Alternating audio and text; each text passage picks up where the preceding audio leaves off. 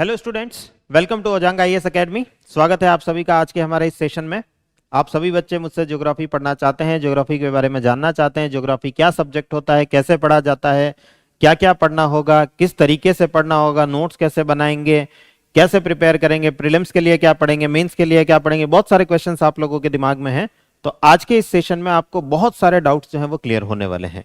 बहुत सारी चीजों के आंसर आपको मिलने वाले हैं कि ज्योग्राफी क्या सब्जेक्ट है। आज की क्लास में हम सिलेबस समझेंगे कि ज्योग्राफी का सिलेबस किस प्रकार का है, एनसीईआरटी को हमें किस प्रकार से पढ़ना है, क्या क्या चीजें हमें तैयार करनी होंगी, किस किस तरीके से तैयार करनी होंगी। ये सब समझने के लिए पहले जरूरी होता है पढ़ना क्या है, सिलेबस क्या है, उसको जानने की कोशिश आज के इस सेशन में करेंगे। तो स्वागत है आप सभी का आज के हमारे इस सेशन में, जिसके अंदर हम बात करने वाले हैं क्या सिलेबस हमें पढ़ना होगा एनसीईआरटी के अंदर। ज्योग्राफी पढ़ने के लिए, भूगोल पढ़ने के लिए क्या क्या चीजें हमें पढ़नी होंगी। Good afternoon, very good afternoon to all of you.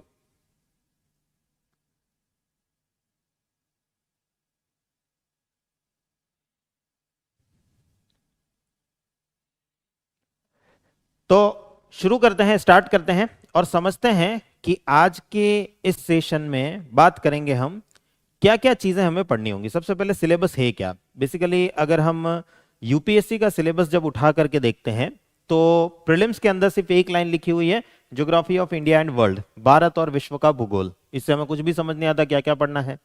जब हम मेंस का सिलेबस उठा करके देखते हैं तो उसमें कुछ कुछ चीजें लिखी हुई है, हालांकि वो भी सिलेबस जो है वो क्लियरली मेंशन नहीं करता कि आपको क्या क्या टॉपिक्स पढ़ने होंगे, किन किन चीजों को पढ़ना होगा, किन किन चीजों को नहीं पढ़ना होगा। लेकिन इस काम को ज्यादा इजी बना देती है एनसीईआरटीज। जब आप एनसीईआरटी की ज्योग्राफी की बुक्स जो हैं 6th क्लास से लेकर के 12th क्लास तक की एनसीईआरटीज उठा करके देखते हैं तो उसमें आपको क्लैरिटी मिलती है कि फला टॉपिक जो यूपीएससी के सिलेबस में लिखा हुआ है, क्लाइमेटोलॉजी, जलवायु विज्ञान लिखा हुआ है, तो उस क्लाइमेटोलॉजी के अंतर्गत क्या क्या चीजें आती हैं ये आपको एनसीईआरटी ज्यादा अच्छे से बताती हुई दिखाई देती है। या फिजिकल ज्योग्राफी लिखा है, भौतिक भूगोल लिखा है, तो उस भौतिक भूगोल के अंदर क्या क्या चीजें इंक्लूड होती हैं, ये सब चीजें हम एनसीईआरटी के द्वारा ज्यादा अच्छे से समझ पाते हैं। तो अगर हम यूपीएससी के सिलेबस को एनसीईआरटी बुक के साथ में रख करके देखें तो बात ज्यादा अच्छे से समझ आती है कि क्या हमें पढ़ना होगा, क्या नहीं पढ़ना होगा, किन किन टॉपिक्स पर ज्यादा फोकस करना होगा। ये सारी चीजें ज्यादा अच्छे से क्लियरिटी लेकर के आती हैं जब हम दोनों को एक साथ रख करके देखते हैं। लेकिन जब हम यूपीएससी का सिलेबस, एनसीईआरटी की बुक्स और प्रीवियस ईयर के पेपर्स, इन तीनों का कॉम्बिनेशन जब साथ में लेकर के बैठते हैं तो और ज्यादा क्लैरिटी आती है कि किन किन टॉपिक्स है जो सिलेबस में मेंशन्ड है, जो एनसीईआरटी में हमें चैप्टर के रूप में या टॉपिक के रूप में देखने को मिल रहे हैं, और जब हम उसे प्रीवियस ईयर के पेपर में देखते हैं तो क्या वहां से किसी प्रकार का कोई क्वेश्चन आया है। इससे हमें और ज्यादा क्लैरिटी मिल पाती है, और ज्यादा स्पष्टता मिल पाती है क्या पढ़ना है, कैसे पढ़ना है। किसी टॉपिक को अगर हम सिर्फ टॉपिक को देख रहे हैं सिलेबस में तो उसमें से किस टाइप का क्वेश्चन हमसे पूछा जाता है, इन सब चीजों को समझने के बाद हम काफी हद तक सिलेबस को समझ पाते हैं। क्योंकि यूपीएससी की तरफ से कोई क्लियर सिलेबस नहीं दे रखा है, इस वजह से हमें थोड़ी सी प्रॉब्लम यहां पर देखने को मिलती है।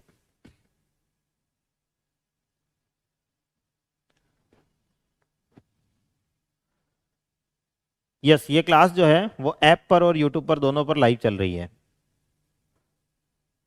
ऐप पर और यूट्यूब पर दोनों पर लाइव चल रही है।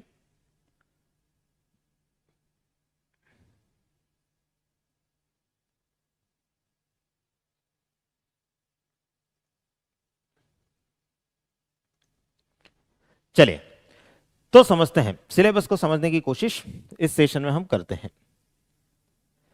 सबसे पहले देखिए, ज्योग्राफी को, भूगोल को हम दो पार्ट्स में डिवाइड कर सकते हैं, दो चीजों में या दो भागों में बांट सकते हैं। पहला कहलाता है फिजिकल ज्योग्राफी, भौतिक भूगोल, और दूसरा कहलाता है ह्यूमन ज्योग्राफी या मानव भूगोल।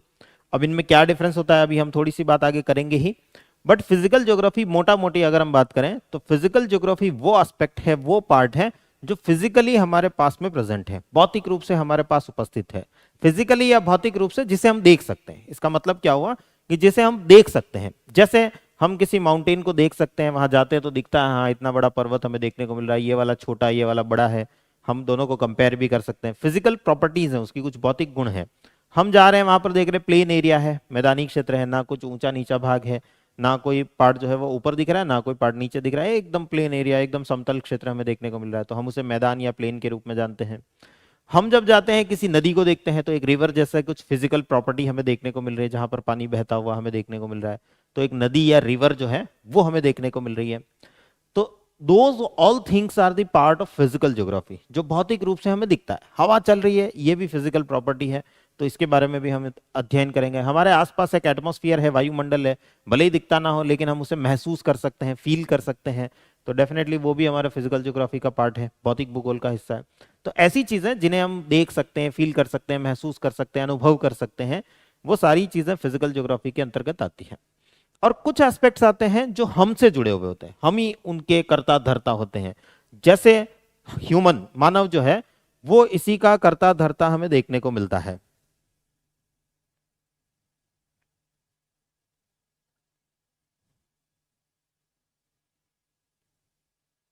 यूट्यूब पर ओजांग सर लाइव चैनल है, उस पर लाइव चल रही है। जो बच्चे ऐप पर पूछ रहे हैं, ओजांग सर लाइव चैनल है, उस पर लाइव चल रही है।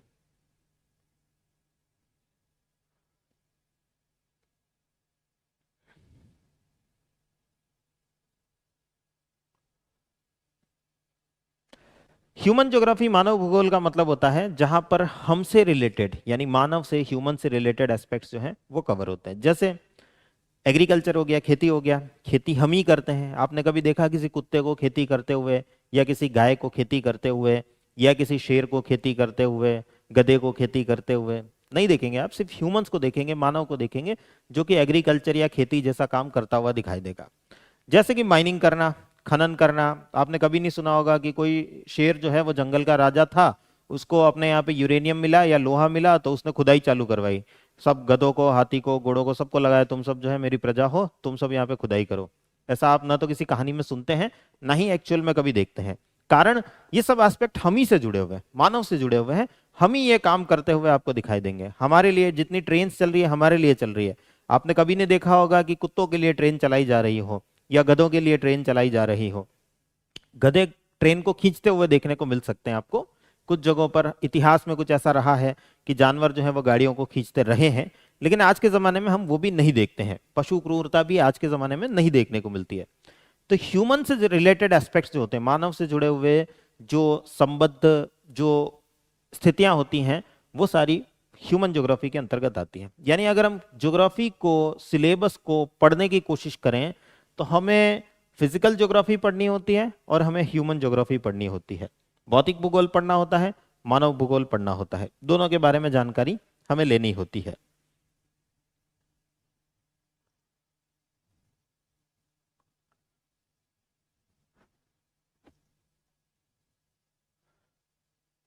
राइट। अब उस भौतिक भूगोल के अंदर हम क्या पढ़ते हैं? जो फिजिकल ज्योग्राफी है हमारी, भौतिक भूगोल है, उसके अंदर हम क्या पढ़ेंगे? उसके अंदर हम एक तो पढ़ते हैं स्थल मंडल के बारे में, लिथोस्फीयर, स्थल मंडल जिसे हम कहते हैं। लिथोस्फीयर या स्थल मंडल का मतलब है जितनी सरफेस, सतह, जमीन आपको दिखाई दे रही है, उस जमीन के बारे में कुछ चीजें हम पढ़ेंगे। जैसे ये जमीन कैसी है, इसके अंदर क्या है। इसके अंदर आपके दिमाग में क्वेश्चन हमेशा बचपन से आया होगा, हम खुदाई करते जाएं, खुदाई करते जाएं, खुदाई करते जाएं तो अंदर क्या मिलेगा? तो वो अपन यहाँ जानेंगे कि अंदर खुदाई करते जाएं, करते जाएं, करते जाएं तो क्या देखने को मिलेगा।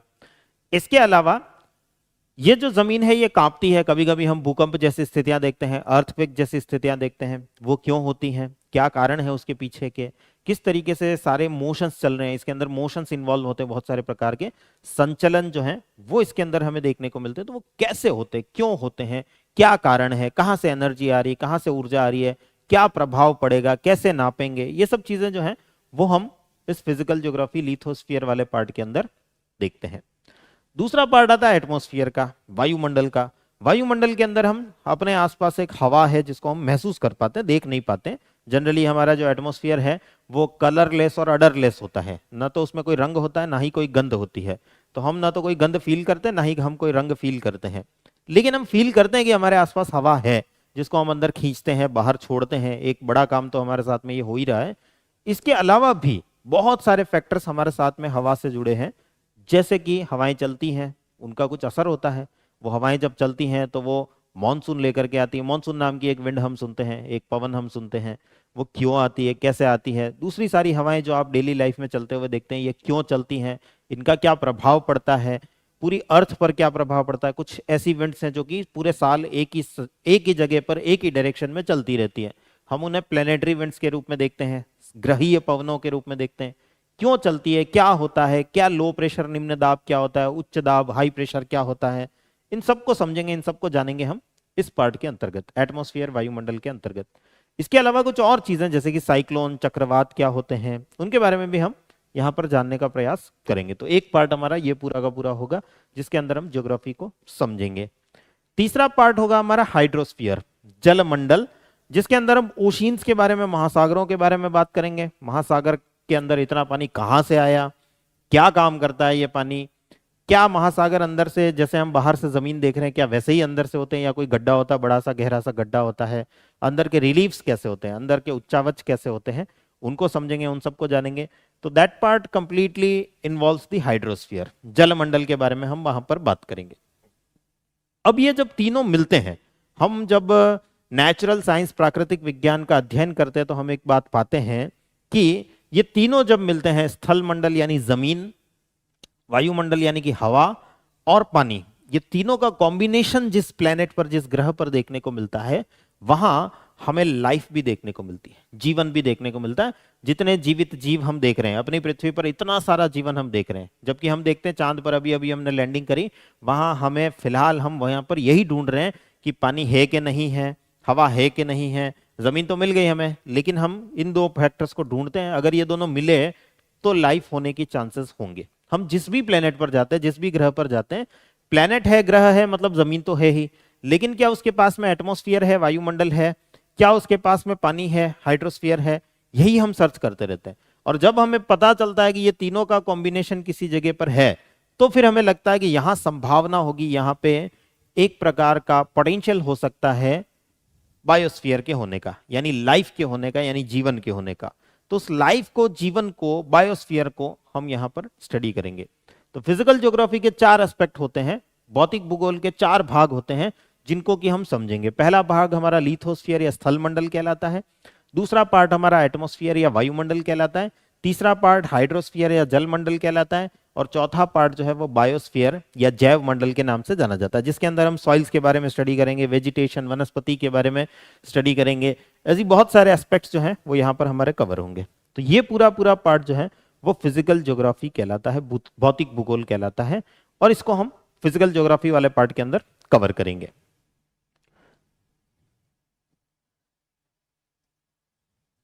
राइट?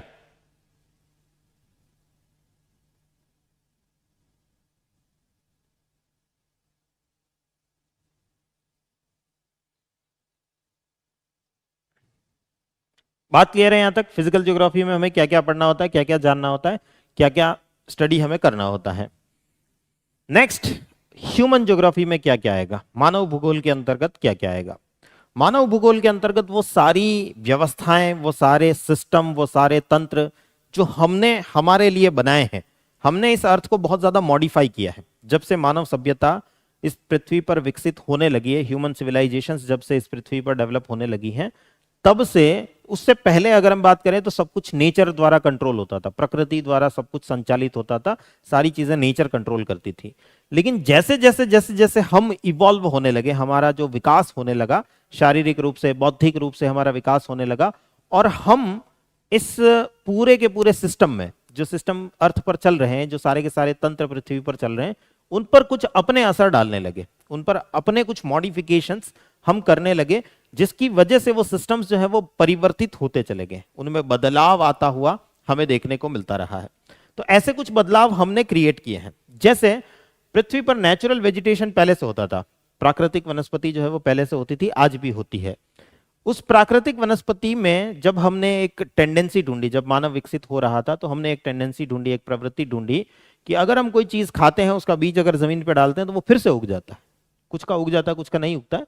जिन जिन का उगा, उससे हमने ये सीखा कि बहुत सारे बीज इस प्रकार के होते हैं, जिसको जमीन में डाला जाए ये फिर से उग जाता है। हमने इसी टेंडेंसी का उपयोग करते हुए धीरे धीरे ह्यूमन सिविलाइजेशन में ने, मानव सभ्यता ने पृथ्वी के ऊपर नेचुरल वेजिटेशन को हटाना खत्म किया और आर्टिफिशियल वेजिटेशन क्रिएट करना स्टार्ट किया। जो प्राकृतिक रूप से वनस्पति मिल रही थी, उसको थोड़ा थोड़ा थोड़ा थोड़ा हटाना प्रारंभ किया, और कृत्रिम वनस्पति यानी हमारे द्वारा बनाई हुई वनस्पति।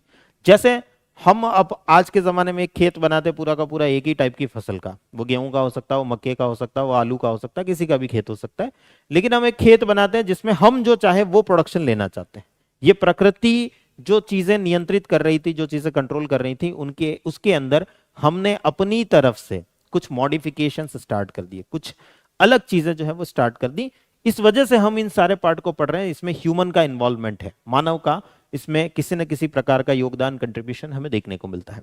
तो जैसा कि हमने एग्रीकल्चर को स्टार्ट किया, देन हमने रिसोर्स ज्योग्राफी, हमारा एक और पार्ट होता है रिसोर्स ज्योग्राफी, संसाधन भूगोल। हम बहुत सारे टाइप के रिसोर्सेज का यूटिलाइजेशन अलग अलग कामों में करने लगे। पानी है, हम उसका उपयोग बहुत सारे कामों में करने लगे। हवा है, उसका उपयोग हम बहुत सारे कामों में करने लगे। सनलाइट का उपयोग बहुत सारे कामों में करने लगे। जमीन जो है, लैंड जो है, उसका उपयोग बहुत ज्यादा कामों में करने लगे। तो अलग अलग तरीके हमने ढूंढे समय के साथ में, जिनसे कि हम जमीन को अलग अलग कामों में ले सकते हैं। जमीन को खेती के रूप में काम में लाई जा सकती है। जमीन के ऊपर हमें बहता हुआ पानी भी देखने को मिलता है, तो जमीन के ऊपर हमें माउंटेन्स भी दिखते हैं, उनसे भी हम किसी प्रकार का रिसोर्स ले रहे हैं। हम जमीन के अंदर खुदाई कर रहे हैं, माइनिंग कर रहे हैं, उससे हम कुछ रिसोर्सेज निकाल रहे हैं, उनको हम मिनरल रिसोर्सेज कहते हैं। जैसे लोहा निकाल रहे हैं, चांदी निकाल रहे हैं, सोना निकाल रहे हैं, कुछ भी मटीरियल अंदर से बाहर निकाल करके हम ला रहे हैं। इसके अलावा जो लैंड है, जमीन है, उसके और बहुत सारे प्रकार के उपयोग में ले रहे हैं। कहीं घर बना रहे हैं, कहीं सड़क बना रहे हैं, कहीं पार्क बना रहे हैं, बहुत सारे उपयोग हम उसके कर रहे हैं। तो उन रिसोर्सेज को अलग अलग टाइप से यूटिलाइज कर रहा है मानव। जो ह्यूमन है, मानव है, वो अलग अलग प्रकार से उनका उपयोग करता हुआ देखने को मिलता है, जो कि पहले नहीं होता था। आज से अगर हम 10-20 हजार साल पहले तक की बात करें, जब तक मानव सभ्यता इस पृथ्वी पर नहीं थी, पृथ्वी की उम्र लगभग 4.5 करोड़ साल है। उन 4.5 करोड़ सालों में 450 करोड़ साल है, 4.5 बिलियन ईयर से 4.5 अरब वर्ष है। तो उन 4.5 अरब वर्ष में, उन 4.5 बिलियन ईयर्स में पृथ्वी पर सब कुछ जो नियंत्रित होता आया है वो प्राकृतिक कारकों द्वारा, नेचुरल फैक्टर्स के द्वारा नियंत्रित होता आया है। लेकिन पिछले 10-20 हजार सालों में, जब से मानव सभ्यता विकसित हुई है, हर चीज में मॉडिफिकेशन हो गए। तो उन मॉडिफिकेशंस को हमें जानना है। ह्यूमन ज्योग्राफी का मतलब ही है, मानव भूगोल का मतलब ही है कि वो जो मॉडिफिकेशंस हुए हैं, उन मॉडिफिकेशंस को जानने का प्रयास हमें यहां पर करना है।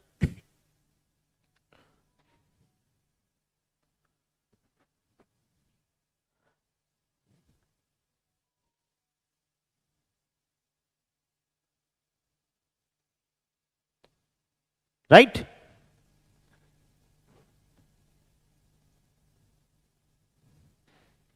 हाँ, ऐप के बच्चे जो हैं वो यूट्यूब पर आ जाएं।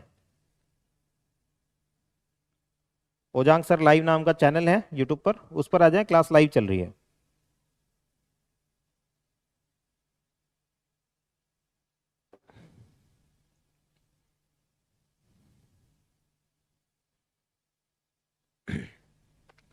देन रिसोर्सेज के बाद हमने इंडस्ट्रीज डेवलप करी है, तो उन इंडस्ट्रीज को जानना है, उद्योगों को जानना है हमें।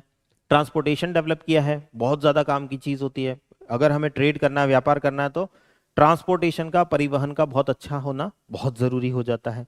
तो हमने ट्रांसपोर्टेशन डेवलप किया। आपने कभी इतिहास में जब आप पढ़ेंगे, तब आपने कभी नहीं पढ़ा कि हाथियों ने जो है वो सड़क बना रखी हो, हाथियों का साम्राज्य हुआ हो कभी और उन्होंने सड़क बनाई हो।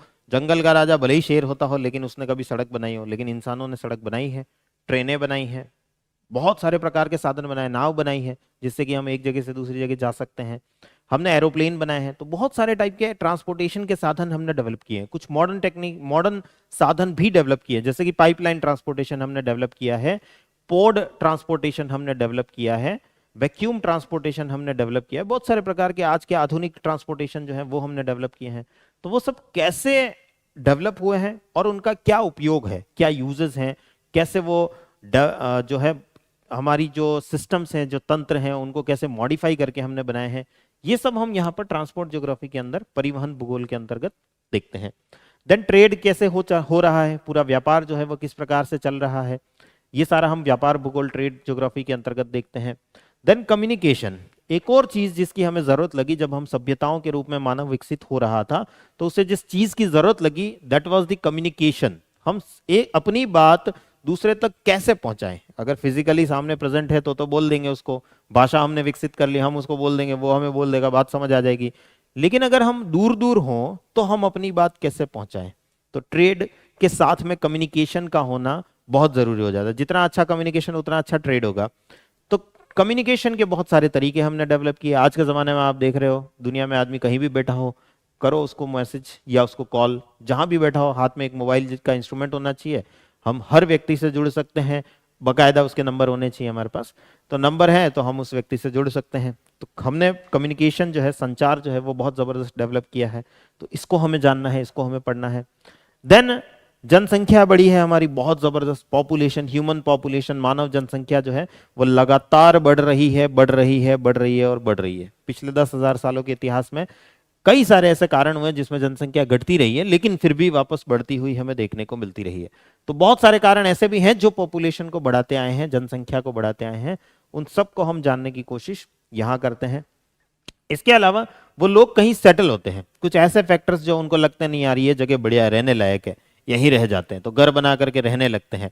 आपने किसी जानवर को नहीं देखा कि वो अपना घर बना करके रहता हो, लेकिन ह्यूमंस जो हैं वो अपना घर बना करके रहने लगे और लंबे समय तक रहने लगे। ऐसा नहीं कि एक जानवरों में भी हम कहीं कहीं देखते कुछ जानवर बिल बनाते हैं, घर बनाते हैं, लेकिन जरूरी नहीं कि उसके आगे आने वाली पीढ़ियां सारी की सारी वही जीवन बिताए।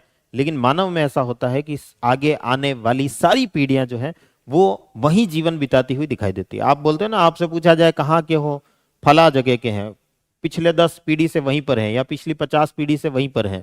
तो ये जो सेटलमेंट है, अधिवास है, ये हमें यहां पर देखने को मिलता है।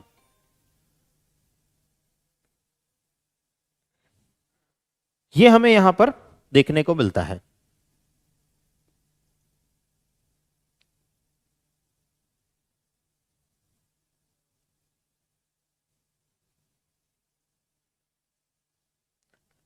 राइट। तो ये सारा पार्ट जो है वो हमारा ह्यूमन ज्योग्राफी के अंदर, मानव भूगोल के अंतर्गत आता है। लेकिन यहां पर एक जो सबसे ज्यादा इंपॉर्टेंट पॉइंट जो समझने का है वो ये है, बच्चे जनरली यहां पर गलती करते हैं। बच्चे ये सोचते हैं कि ज्योग्राफी में सर ने बताया एक ह्यूमन ज्योग्राफी है, एक फिजिकल ज्योग्राफी, तो हम फिजिकल ज्योग्राफी पढ़ लेंगे, हम लाएंगे 2-4 किताबें और उसको पढ़ डालेंगे। ये यहाँ पृथ्वी पे भूकंप ऐसे आता है, ये होता है, ये होता है, ये होता है, पृथ्वी इतनी लंबी चौड़ी है, पृथ्वी इतने दिनों में सूर्य का चक्कर लगा लेती है, पृथ्वी इतने दिनों में रोटेट हो जाती है। हम ऐसा कुछ फैक्ट पढ़ लेंगे। भारत के बारे में पढ़ना होगा तो भारत की लंबाई कितनी है, चौड़ाई कितनी है, ये हम पढ़ लेंगे। कुछ फैक्ट्स जो है वो हम रट लेंगे।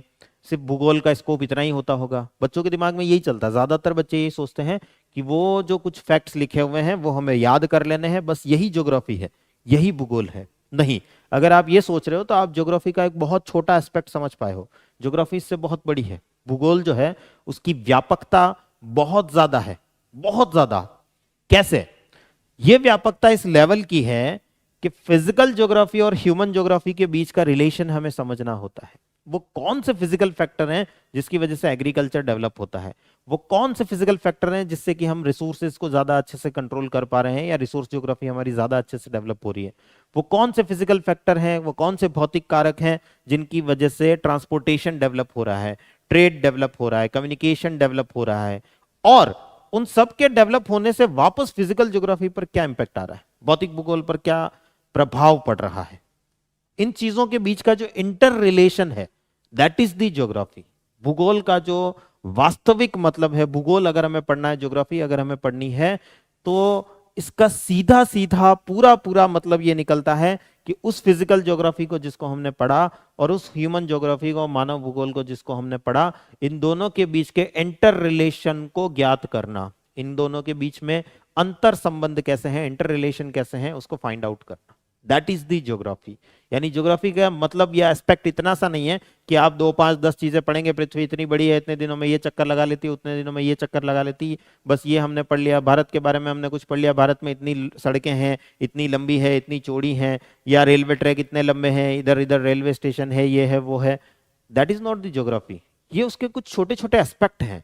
मेन जो एस्पेक्ट यहां पर है, मेन जो खास तौर से अगर हम यूपीएससी सिविल सर्विसेज के लिए बात कर रहे हैं, सिविल सेवा के सेवक की तैयारी कर रहे हैं, उस केस में, उस स्थिति में जो मेन ज्योग्राफी में हमें पढ़ना है वो ये पढ़ना है कि ये फिजिकल फैक्टर्स हमें, हमारे जितने भी एस्पेक्ट्स हैं उनको कैसे अफेक्ट करते हैं, और ये ह्यूमन एस्पेक्ट फिजिकल ज्योग्राफी को कैसे अफेक्ट करते हैं। जैसे मैं एक एग्जांपल दूं, अगर आप किसी जगह पर रहते हैं जो बहुत ज्यादा ठंडी हो, जैसे कि यूरोप, यूरोप के अंदर रहने वाला व्यक्ति जो है, वहां की जो फिजिकल क्लाइमेट है, वो फिजिकल क्लाइमेट जो है वो बहुत अलग टाइप का है, भारत से बहुत अलग प्रकार की वहां की जलवायु है, क्लाइमेट है। तो वहां रहने वाले व्यक्ति की हर एक चीज पर इसका असर आपको देखने को मिलेगा। वो व्यक्ति वहां पर जब रहेगा तो वो घर बनाएगा, तो वो घर इस टाइप का बनाएगा। भारत में जनरली आपको घर इस प्रकार का कम देखने को मिलेगा, खासतौर से उत्तर भारत में, लेकिन यूरोप में रहने वाला हर व्यक्ति घर ऐसा बनाएगा। क्यों? बर्फ बर्फ गिरती है, और बर्फ गिरती है तो बर्फ घर के ऊपर से गिर करके सीधा इधर से इधर जाएगी। हर व्यक्ति आपको बड़े मतलब पूरा शरीर ढकने वाले कपड़े पहने हुए देखने को मिलेगा, कोट पैंट पहने हुए देखने को मिलेगा। बकायदा इतनी ठंड लगती है कि कॉलर भी बंद करके टाई लगा करके घूमता हुआ दिखाई देगा, पैरों में जूते पहने हुए घूमता हुआ दिखाई देगा। कारण ठंड बहुत ज्यादा रहती है, क्लाइमेट ही ऐसा है, जलवायु ही ऐसी है कि वहां पर ठंड ज्यादा रहती है, तो वो व्यक्ति इस प्रकार से घूमता हुआ दिखाई देगा। भारत में जब हम आएंगे, इंडिया में अगर हम देखें, उसी के कंपैरिजन में अगर हम इंडिया में देखें, तो भारत में जनरली जिन जिन जगहों पर ज्यादा बारिश होती है वहां पर आपको ऐसे घर देखने को मिलेंगे, ताकि पानी ऊपर से गिरे और सीधा इधर उधर बिखर जाए। जैसे कि वेस्टर्न घाट्स हो गया, केरल, कर्नाटक, महाराष्ट्र, उनमें जाएंगे तो हमें ऐसे घर देखने को मिलेंगे। नॉर्थ ईस्ट में जाएंगे, मेघालय, आसाम, उन क्षेत्रों में जाएंगे तो वहां पर हमें ऐसे घर देखने को मिलेंगे। जब हम वेशभूषा की बात करेंगे तो भारत जनरली ट्रॉपिकल टाइप का क्लाइमेट है, टेम्परेचर अच्छा खासा बना रहता है, तापमान अच्छा खासा बना रहता है, तो व्यक्ति खुले कपड़े पहना हुआ आपको दिखाई देगा। जैसे कि अगर पुरुष है तो वो धोती कुर्ता पहने हुए आपको ज्यादा दिखाई देगा, महिलाएं हैं तो साड़ी पहने हुए आपको ज्यादा दिखाई देंगी, खुले कपड़े पहनते हुए आपको ज्यादा दिखाई देंगे, ताकि शरीर को जो गर्मी लग रही है, शरीर को हवा जो है वो भी मिलती रहे। इसलिए आपको जो है कपड़े इस प्रकार के, भारत के ट्रेडिशनल पारंपरिक कपड़े जो है वो इस प्रकार के देखने को मिलेंगे। यानी उस क्लाइमेट का असर हमारी वेशभूषा पर भी है, हमारे भोजन पर भी है। इवन दैट अगर हम फूड की बात करें, भोजन की बात करें, तो भारत में आप देखेंगे मिर्च मसालों का उपयोग जो है वो उत्तर भारत में आपको थोड़ा ज्यादा देखने को मिलेगा, लेकिन दक्षिण भारत में मिर्ची का उपयोग कम मिलेगा, मसालों का उपयोग आपको ठीक ठाक देखने को मिलेगा। वहीं अगर आप जम्मू एंड कश्मीर जैसे क्षेत्र में जाएंगे तो वहां पर लोग आपको केसर का उपयोग करते ज्यादा देखने को मिलेंगे, कारण वहां की ठंडक, वहां पर टेम्परेचर इतना डाउन रहता है कि केसर का उपयोग करते ज्यादा दिखाई देंगे। अगर आपने हिस्ट्री पढ़ ली, इतिहास पढ़ लिया, तो आपने देखा होगा यूरोप में भारत के मसालों की कितनी ज्यादा मांग रहती थी।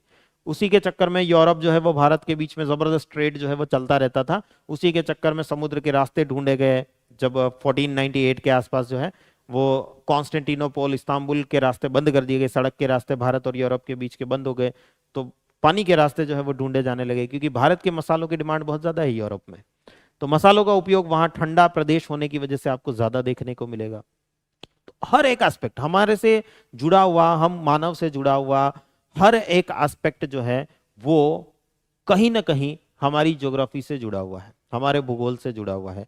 आपके आसपास अगर आप राजस्थान में जाएंगे, राजस्थान में जो ज्यादातर घर दिखेंगे उनके ऊपर की जो छत है वो घास फूस की आपको ज्यादा देखने को मिलेगी, कारण राजस्थान में बारिश कम होती है, टेम्परेचर ज्यादा रहता है, तापमान ज्यादा रहता है। खासतौर से वेस्टर्न राजस्थान, पश्चिमी राजस्थान की अगर हम बात करें तो वहां पर आप देखेंगे ज्यादातर जो हट होंगी, जो झोंपड़ियां होंगी, उनके ऊपर घास फूस की छत बनी हुई होगी, ताकि अंदर से जो गर्मी हो वो आसानी से बाहर निकल जाए। घर जो है वो मिट्टी के बने हुए आपको ज्यादा देखने को मिलेंगे, ताकि बाहर की हीट जो है, बाहर की गर्मी जो है वो घर के अंदर बहुत ज्यादा प्रवेश ना कर पाए। इंसुलेशन का काम करती है मिट्टी। तो ज्योग्राफी बहुत सारे एस्पेक्ट्स को कंट्रोल करती है। भूगोल जो है वो बहुत सारे हमारे आसपास के जो एस्पेक्ट्स होते हैं, बहुत सारे जो तत्व हमें देखने को मिलते हैं, उन सब पर प्रभाव भूगोल का देखने को मिलता है। भूगोल का प्रभाव हर चीज पर हमें देखने को मिलता ही मिलता है। तो भूगोल का मतलब, ज्योग्राफी का मतलब सिर्फ और सिर्फ इतना सा पढ़ लेना या इतना सा रट लेना कि यहाँ ऐसा होता है, वहां ऐसा होता है, ऐसा चाहिए वैसा चाहिए, ये सब जो चीजें हैं वो नहीं है। उतना सा स्कोप नहीं है ज्योग्राफी का। ज्योग्राफी का स्कोप बहुत बड़ा है, ज्योग्राफी का जो दायरा है वो बहुत बड़ा है। वो इन सब चीजों को, यानी अगर मैं एक लाइन में इसको डिफाइन करूं तो इन दोनों एस्पेक्ट्स के बीच का जो इंटर रिलेशन है, अंतर संबंध है, उसका जो अध्ययन है उसे ज्योग्राफी कहते हैं, उसे भूगोल कहते हैं। कि फिजिकल फैक्टर्स का हम पर कैसा इफेक्ट हो रहा है और हमारा इन फिजिकल फैक्टर्स पर कैसा इफेक्ट हो रहा है, कैसा प्रभाव पड़ रहा है, इसे हम ज्योग्राफी के रूप में, भूगोल के रूप में पढ़ते हैं। यानी भूगोल का स्कोप जो है वो काफी ज्यादा बड़ा है, दायरा जो है वो काफी ज्यादा बड़ा आपको देखने को मिलेगा। इवन दैट अगर मैं दूसरे सब्जेक्ट से कंपेयर करूं तो दूसरे सारे सब्जेक्ट्स जो आप पढ़ते हैं उनमें सबसे बड़ा स्कोप अगर आप देखेंगे तो ज्योग्राफी का है। भूगोल का स्कोप सबसे ज्यादा बड़ा देखने को मिलेगा। आप हिस्ट्री पढ़ते हैं, ज्योग्राफी का एक पार्ट है। इकोनॉमी पढ़ते हैं, ज्योग्राफी का एक पार्ट है। इकोनॉमिक ज्योग्राफी कहा जाता है उसको। हिस्ट्री जो है वो एक ज्योग्राफी का एक पार्ट है। जब हम ज्योग्राफी ऑप्शनल पढ़ते हैं वहां पर हम जो है पॉलिटिकल एस्पेक्ट भी पढ़ते हैं, राजनीति जो आप पढ़ते हैं, पॉलिटी जो आप पढ़ते हैं, वो भी ज्योग्राफी का एक पार्ट है। तो ज्योग्राफी वास्तव में एक बहुत बड़ा एस्पेक्ट है, बहुत बड़ा दायरा रखे हुए सब्जेक्ट है, जो कि हमें हर उस चीज से, इवन दैट आप हिस्ट्री पढ़ते हैं, सिर्फ ह्यूमन हिस्ट्री पढ़ते हैं, आप कभी कुत्तों की हिस्ट्री नहीं पढ़ते, आप कभी गधों की हिस्ट्री नहीं पढ़ते, ज्योग्राफी उनको भी इंक्लूड करता है। सारी प्रजातियां, सारे लिविंग ऑर्गेनिज्म को ज्योग्राफी इंक्लूड करके चलता है। आप इकोनॉमी पढ़ते हैं, आप एनवायरमेंट एंड इकोलॉजी पढ़ते हैं, वो पूरा का पूरा ज्योग्राफी का पार्ट है, पूरा का पूरा भूगोल का पार्ट है एनवायरमेंट एंड इकोलॉजी। तो ये सब्जेक्ट ऐसा है जो बहुत बड़े दायरे को, बहुत बड़े स्कोप को लेकर के चलता है। इसलिए अपने दिमाग से इस चीज को, सब मैं आज पहली क्लास में इस टॉपिक को या इस पॉइंट को इसीलिए डिस्कस कर रहा हूं कि अपने दिमाग से उस छोटी सी मानसिकता को निकाल देना कि हम कुछ फैक्ट पढ़ेंगे, सर बताएंगे इतनी लंबाई होती है, इतनी चौड़ाई होती है, ये होता है, वो होता है, बस 2 4 5 10 चीजें जो है वो हमें रटनी होंगी और हमारा भूगोल का काम हो गया। ज्यादा से ज्यादा मैपिंग के क्वेश्चन आते हैं, सर हमें कुछ लोकेशन बताएंगे, ये यहाँ पे ये है, यहाँ पे ये, यहाँ पे ये, यहाँ पे ये, बस हो गया। That is not the geography. ये ज्योग्राफी के छोटे छोटे एस्पेक्ट हैं। ज्योग्राफी का स्कोप, भूगोल का दायरा बहुत बड़ा है, बहुत बड़ा है, वो हर चीज को इंक्लूड करके चलती हुई दिखाई देती है। और मैं जनरली बच्चों को कहता हूं, आपने अगर ज्योग्राफी सब्जेक्ट अच्छे से पढ़ा तो दूसरे हर सब्जेक्ट आपको बहुत अच्छे से समझ आएंगे। आप ज्योग्राफी अच्छे से पढ़ो, हिस्ट्री बहुत अच्छे से समझ आएगी। ज्योग्राफी अच्छे से पढ़ो, इंटरनेशनल रिलेशन बहुत अच्छे से समझ आएगा। ज्योग्राफी अच्छे से पढ़ो, इकोनॉमी बहुत अच्छे से समझ आएगी। ज्योग्राफी अच्छे से पढ़ो, इंटरनल सिक्योरिटी, इंडियन सोसाइटी, ऐसे बहुत सारे subject, disaster management, environment and ecology, ऐसे बहुत सारे सब्जेक्ट्स हैं जो कि आपको बहुत अच्छे से समझ आएंगे। और अगर आपने ज्योग्राफी अच्छे से नहीं पढ़ी तो इन सब सब्जेक्ट्स में आपको एक अधूरापन जरूर फील होगा कि हाँ वो लेवल नहीं आ पा रहा, अभी भी हिस्ट्री में उतने अच्छे से नहीं समझ आई। जबकि उसी हिस्ट्री को अगर हम मैप के साथ, ज्योग्राफी के कुछ एस्पेक्ट्स को समझते हुए फिर मैप के साथ पढ़ते तो बहुत अच्छे से समझ आती। इसीलिए मैं बच्चों को जनरली कहता हूं कि ज्योग्राफी एक प्रकार का चौराहा है, एक सर्कल है जहां से सारे सब्जेक्ट्स होकर के गुजरेंगे। आप हिस्ट्री पढ़ें, इससे होकर के गुजरेगा, इकोनॉमी पढ़ें, इससे होकर के गुजरेगा, इंटरनेशनल रिलेशन पढ़ें, इससे होकर के गुजरेगा। तो ज्योग्राफी अपने आप में उस चौराहे की तरह है जिसके बिना आप इधर से उधर आना जाना जो है वो संभव नहीं कर पाएंगे। तो ज्योग्राफी एक ब्रिज की तरह, एक पुल की तरह काम करता दिखाई देगा, जो बहुत सारे एस्पेक्ट्स को, बहुत सारे सब्जेक्ट्स को अपने साथ में जोड़ करके चलता हुआ आपको देखने को मिलेगा।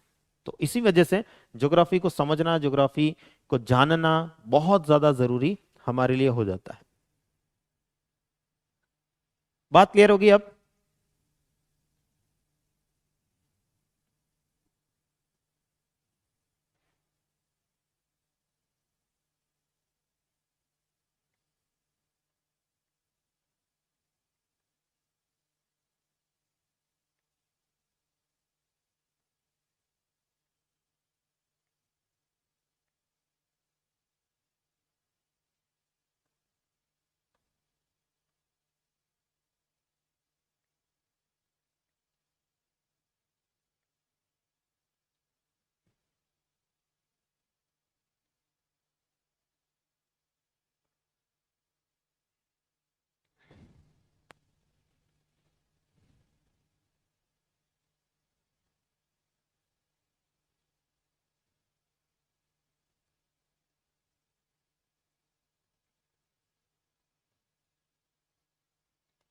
Okay, good.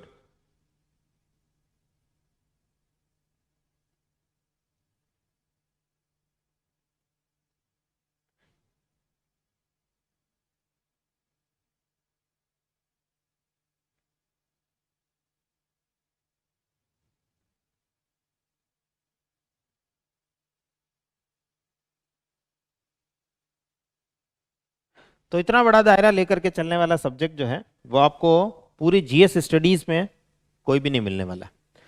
इसके अलावा अगर आप देखेंगे तो जो हम रिसोर्सेज की बात कर रहे थे, संसाधनों की बात कर रहे थे, उन संसाधनों का आज के जमाने में क्या हो रहा है, हमारा ग्रीड, लालच जो है वो बहुत ज्यादा बढ़ रहा है। तो हम उन संसाधनों का उपयोग जितना होना चाहिए उससे ज्यादा कर रहे हैं।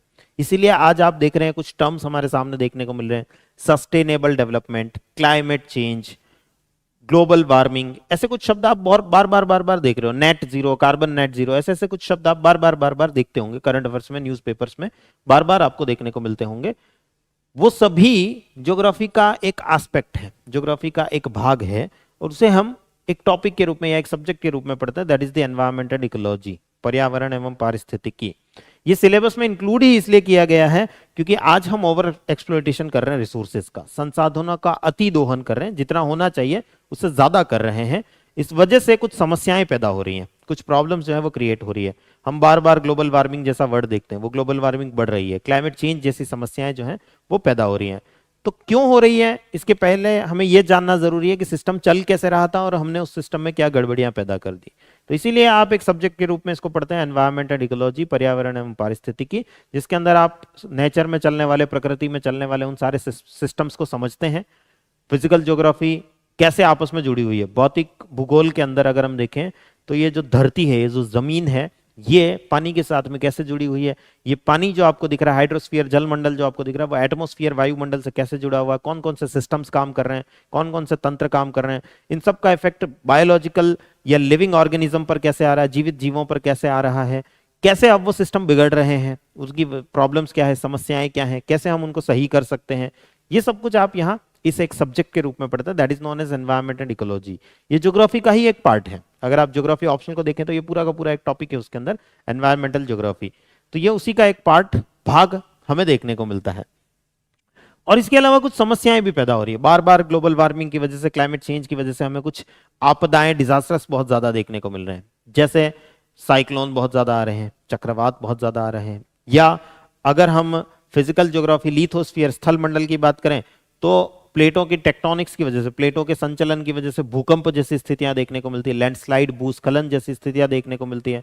इनकी वजह से बहुत सारी प्रॉब्लम्स होती है। ये हमारे ऊपर, मानव के ऊपर खास तौर से बहुत ज्यादा प्रभाव डालते हैं, बहुत ही ज्यादा इफेक्ट जो है इनका हमारे ऊपर रहता है। तो हम एक सब्जेक्ट के रूप में डिजास्टर मैनेजमेंट को पढ़ते हैं। अगर हम यूपीएससी जीएस के सिलेबस में देखें तो जीएस पेपर 3 में डिजास्टर मैनेजमेंट, और इससे पहले जो मैंने एनवायरमेंट एंड इकोलॉजी की बात करी, वो पूरा का पूरा पार्ट आपको देखने को मिलता है। तो ये सारा पार्ट जो है वो भी ज्योग्राफी का ही एक स्कोप है, ज्योग्राफी के अंतर्गत ही आता है। तो ये भी ज्योग्राफी सिलेबस के अंतर्गत इंक्लूड होता है। हालांकि हम इसे एक अलग सब्जेक्ट के रूप में, डिजास्टर मैनेजमेंट या आपदा प्रबंधन एक अलग सब्जेक्ट के रूप में इसको हम पढ़ते हैं। देन ये सब कुछ जानने के बाद भी हमें पता चलता है कि ये सब कुछ तो हमने पृथ्वी के ऊपर ऊपर पढ़ा, पृथ्वी के ऊपर ही सारी चीजें हमने देखी। पृथ्वी पर ही एक लिथोस्फीयर था, स्थल मंडल था, पृथ्वी पर ही एक एटमॉस्फेयर था, वायुमंडल था, पृथ्वी पर ही एक हाइड्रोस्फीयर था, जलमंडल था, और उन तीनों के कॉम्बिनेशन से चौथा एक पार्ट और बना था, दैट वाज द बायोस्फीयर, जैव मंडल। उसके अंदर हम ह्यूमंस प्रकट हुए अभी पिछले 10-20 हजार सालों में, और हमने उसको बहुत ज्यादा मॉडिफाई कर दिया। लेकिन इससे बाहर भी बहुत बड़ी दुनिया है। इस पृथ्वी को, अर्थ को जितना हम स्टडी कर रहे हैं, ये मामला अभी भी उतना छोटा है नहीं है जितना आप सोच रहे हैं। ये अभी भी उतना छोटा है नहीं है, इसके बाहर भी बहुत बड़ी दुनिया है। तो हम उसे भी समझने की कोशिश करते हैं। पृथ्वी से बाहर जब हम निकलते हैं तो पृथ्वी अपने आप में एक यूनिट है सोलर सिस्टम की। हमारा जो सौर मंडल है, सोलर सिस्टम है, उसके एक यूनिट के रूप में, एक इकाई के रूप में काम करती दिखाई देती है। तो हम उसको समझते हैं, पूरे के पूरे सोलर सिस्टम को समझने की कोशिश करते हैं। ये भी हमारे ज्योग्राफी का सिलेबस का एक पार्ट हो जाता है। और जब हम इस सोलर सिस्टम से बाहर निकल करके देखने की कोशिश करते हैं तो बहुत बड़े बड़े सिस्टम्स काम करते हैं हमें दिखाई देते हैं, जैसे कि गैलेक्सीज काम करती दिखाई देती हैं। उन गैलेक्सीज के बनने के पीछे की बहुत सारी कहानियां होती हैं, नेब्यूला, निहारिकाएं बनती हुई हमें दिखाई देती हैं। जो स्टार्स हैं, तारे हैं, वो बनते हुए दिखाई देते हैं, वो नष्ट होते हुए दिखाई देते हैं। बहुत सारी चीजें जो हमें दिखाई देती है, वो पूरा का पूरा एक पार्ट है यूनिवर्स, ब्रह्मांड। तो हम ज्योग्राफी के अंदर सोलर सिस्टम को पढ़ने के साथ साथ पूरे यूनिवर्स को भी पढ़ते हैं, जितना हम जानते हैं। अब जब हम यूनिवर्स पढ़ेंगे तो मैं आपको बताऊंगा, हम यूनिवर्स के बारे में बहुत कम जानकारी रखते हैं, बहुत ही कम जानकारी हमारे पास में। लेकिन जितना हम जानते हैं उतना हम यूनिवर्स एंड सोलर सिस्टम के रूप में पढ़ने की कोशिश करते हैं। तो ये हमारा कंप्लीट सिलेबस होता है ज्योग्राफी का। ये पूरा का पूरा सिलेबस हमारा ज्योग्राफी का होता है।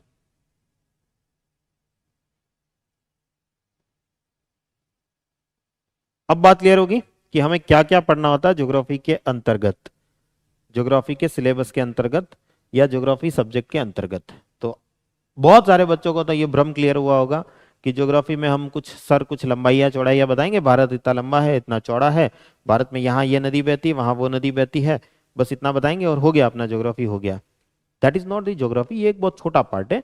हम इससे बहुत व्यापक रूप से सोचेंगे। अगर कोई नदी बह रही है तो उसका वहां की जनता पर क्या प्रभाव है, वहां के ट्रेड पर क्या इफेक्ट हो रहा है, वहां के व्यापार पर क्या प्रभाव है, वहां के ट्रांसपोर्टेशन पर क्या इफेक्ट है, वहां के एग्रीकल्चर पर क्या इफेक्ट है, वहां का एग्रीकल्चर उस नदी को कैसे अफेक्ट कर रहा है, वहां का ट्रांसपोर्टेशन उस नदी को कैसे अफेक्ट कर रहा है, वहां का ट्रेड जो है वो उस नदी को कैसे अफेक्ट कर रहा है।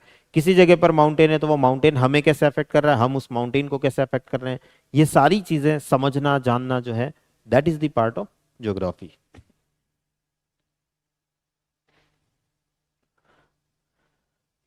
सर ये यूट्यूब पर ही क्लास होगी। ये एनसीईआरटी बैच की क्लास है जो अगले 2 दिनों के लिए आप लोगों के लिए यूट्यूब पर भी रहेगी। मतलब एक आज का दिन और एक कल का दिन, 2 दिनों तक आपके लिए यूट्यूब पर भी रहेगी। उसके बाद सिर्फ और सिर्फ ऐप पर चलेगी। जो हमारी ऐप है ओजांग एनी टाइम लर्निंग ऐप, उसके ऊपर चल रही है क्लास। लाइव दोनों तरफ चल रही है फिलहाल, ऐप पर और यूट्यूब पर, दोनों पर चल रही है। 2 दिन यूट्यूब पर रहेगी, उसके बाद मंडे से ये क्लास प्योरली ऐप के ऊपर चलेगी।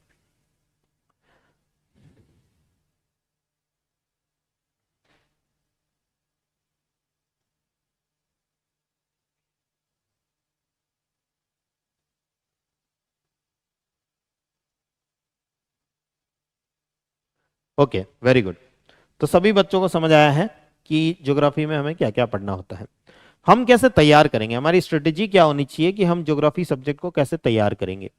देखिए सबसे पहले तो हमें सिलेबस को जानना होता है, जो कि आज की इस क्लास में हमने जाना है कि सिलेबस क्या होता है, कैसे होता है, ज्योग्राफी में क्या क्या चीजें पढ़नी होती है, क्या क्या नहीं पढ़ना होता है। ये बहुत जरूरी हो जाता है, तभी हम उस सब्जेक्ट के बारे में आगे की स्टेप्स जो है वो ले पाएंगे, आगे बढ़ पाएंगे उस सब्जेक्ट के साथ में। अब जो करना है, हमें क्वेश्चन के पैटर्न्स को भी समझना होगा कि क्वेश्चन किस टाइप के आते हैं। लेकिन पैटर्न को समझने के लिए थोड़ा पहले हमें सब्जेक्ट का नॉलेज होना चाहिए।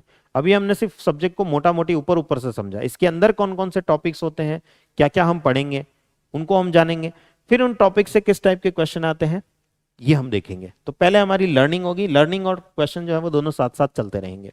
हम किसी टॉपिक को पढ़ते जाएंगे, उससे किस टाइप के क्वेश्चन आए हैं ये हम देखते जाएंगे। तो लर्निंग क्वेश्चन ये हमारा साथ में चलता रहेगा। सीखेंगे हम, उस टॉपिक को जानेंगे। लर्निंग मतलब रटना नहीं है। अगेन मैं ये बात पहले ही क्लियर कर देना चाहता हूँ, मेरी क्लास में रटने जैसा कुछ भी नहीं होगा। सब कुछ साइंटिफिक है। ज्योग्राफी जो है वो बहुत साइंटिफिक सब्जेक्ट है, बहुत नेचुरल सब्जेक्ट है, बहुत प्राकृतिक सब्जेक्ट है।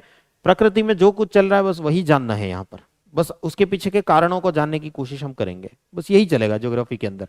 हर चीज जो होती आपको दिखाई दे रही है वो क्यों हो रही है और उसका क्या प्रभाव पड़ रहा है, क्या कुछ अच्छा हो रहा है, क्या कुछ बुरा हो रहा है, ये सब जानने की कोशिश हम यहाँ पर करेंगे। बहुत सिंपल टाइप का सब्जेक्ट, बहुत ही लॉजिकल टाइप का सब्जेक्ट है। तर्क शक्ति अगर आपकी अच्छी है, लॉजिक्स अगर आपके अच्छे हैं, तो बहुत फ्लुएंटली सब्जेक्ट ये चलता हुआ आपको दिखाई देगा। इसमें आपको लगेगा कि कब सिलेबस कंप्लीट हो गया पता ही नहीं चला, और हम कहाँ सोच रहे थे कि कितना पता नहीं कितना रटना पड़ेगा, कितना को याद करना पड़ेगा, सर क्या क्या करना पड़ेगा, वो कभी खत्म हो जाएगा आपको पता भी नहीं चलेगा। तो ये बहुत ही लॉजिकल फ्लो में चलने वाला सब्जेक्ट है।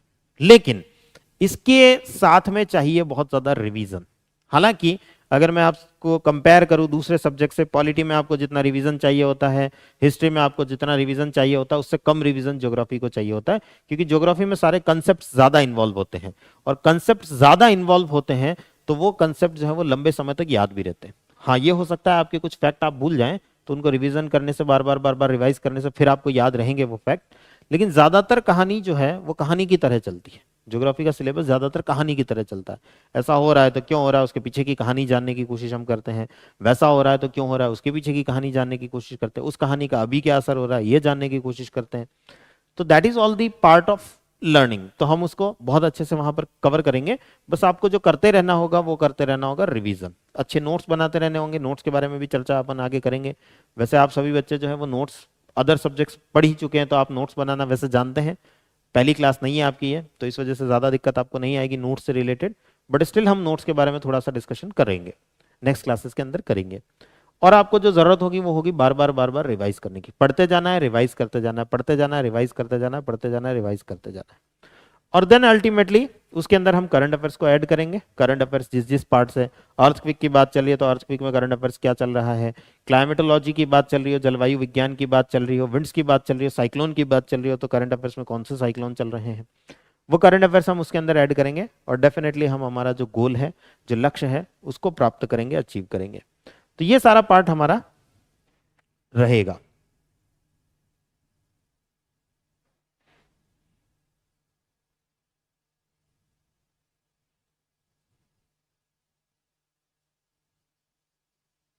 राइट।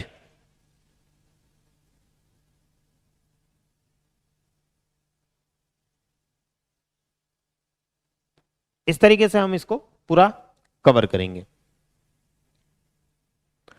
आप लोगों के लिए जो अनाउंसमेंट्स हैं, कॉन्सेप्टर बैच जो है हमारा वो मॉडर्न हिस्ट्री से स्टार्ट हो रहा है। उजांग सर के साथ में, आप इस बैच के साथ में, कॉन्सेप्टर बैच के साथ जुड़ सकते हैं।